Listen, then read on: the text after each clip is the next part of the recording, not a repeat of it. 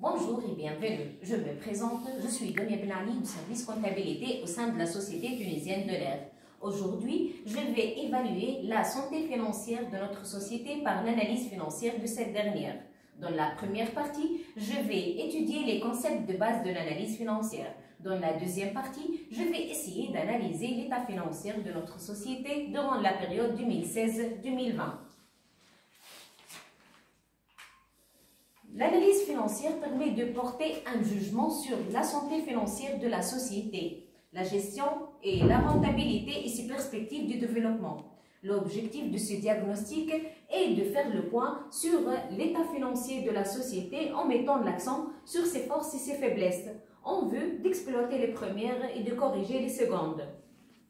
Dans ce cadre, je vais calculer trois indicateurs: le fonds de roulement, le besoin en fonds de roulement et la trésorerie nette. Le fonds de roulement. Le fonds de roulement, c'est le calcul des capitaux propres plus les passifs non courants moins les actifs non courants.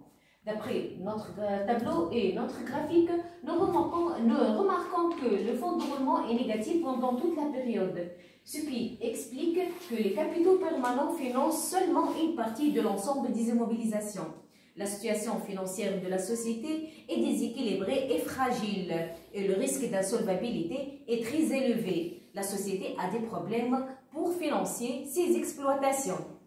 Le besoin en fonds de roulement, c'est le calcul de besoin en fonds de roulement d'exploitation plus le besoin en fonds de roulement hors exploitation.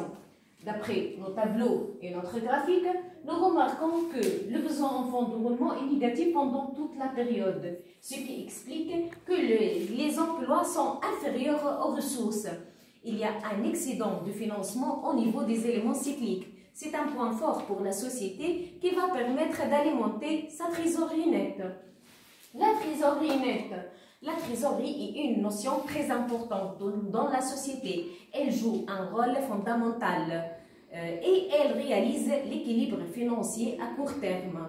La trésorerie, c'est le calcul de fonds de roulement moins le besoin en fonds de roulement, c'est-à-dire le calcul de la liquidité moins les dettes bancaires à court terme.